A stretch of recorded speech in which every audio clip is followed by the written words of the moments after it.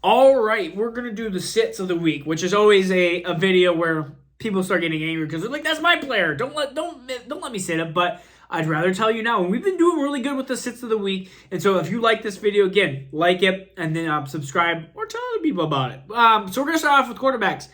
Matthew Stafford, which I can't believe I'm already saying this so far into the season, but 3 of his 4 weeks have been QB 29 or worse, and his other one was QB 10. He has not been good this year. It has been a Super Bowl hangover for Matthew Stafford. And so against Dallas, who's the 3rd toughest defense, I see this just being a low-scoring game.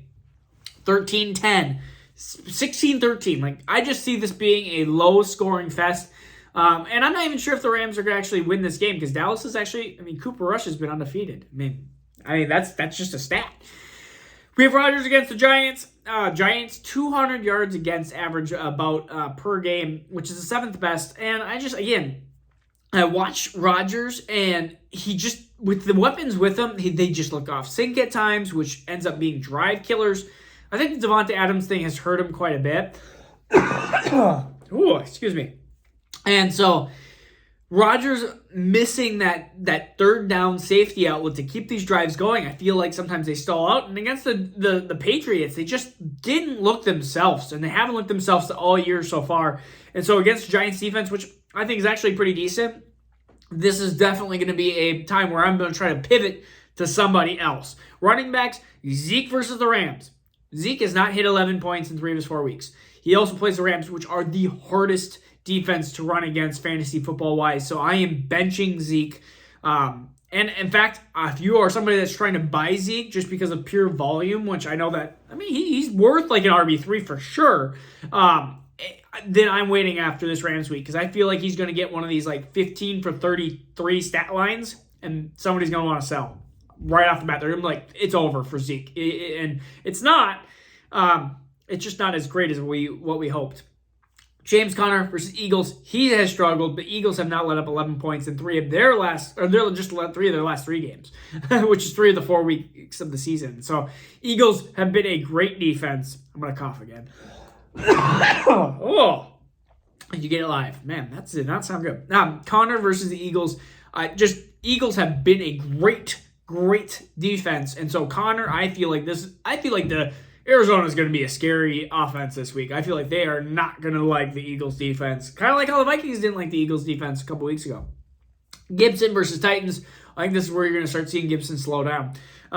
Titans are actually a good defense. And against, I think without Jahan Dotson too, I think this Washington team is going to have a rough week. Last week I thought they were going to have a good week, and it was an okay week. But this week I think it's going to be a rough one. And then Cam Akers against Dallas. Again, I think that right now that rushing, I'm not selling necessarily Cam Akers. I've been the number one Cam Akers hater.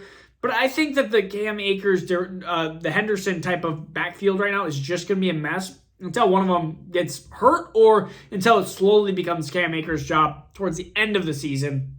So right now, so I guess you could say sell Cam Akers, but I think he's going to have a struggling day.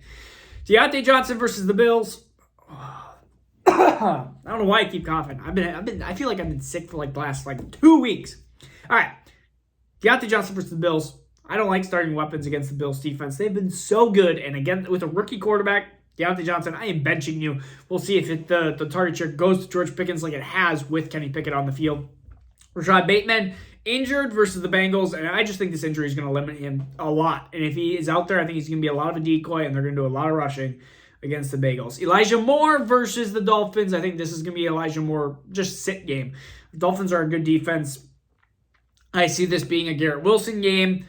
I even see this being more like a Breece Hall, Michael Carter game. I think they're just going to try to run, and they're just going to try to slow it down. And then I think with Zach Wilson, I know that Zach Wilson could easily have a good game for Elijah Moore, but I think this is going to be a sit opportunity for Elijah Moore. That's my opinion here for week 5. 3 tight ends. Well, it's going to be more than 3 tight ends. It's going to be 2 tight ends and then groups of tight ends. Tonyan versus Giants. See what I said above for Rodgers. I think it's just going to be a bad, slow game. It's just going to be a messy game.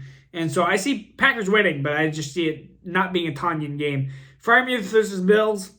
Man, I thought I was going to sneeze there. Freiermuth versus the Bills. Again, rookie quarterback against the Bills. Bills are 14-point favorites. The Bills are going to destroy the Steelers. It's just going to be bad.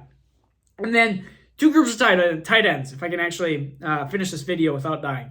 Seattle and Indianapolis, no Jelani Woods, no Mo Cox, no Will Disley, no Noah Fant. I am not touching the tight ends. Just like I told you not to start any Denver tight ends either. It's like these group of tight ends are way too risky, and I would rather you have like a Hayden Hurst or even a Tyler Conklin versus any of these tight ends. All right?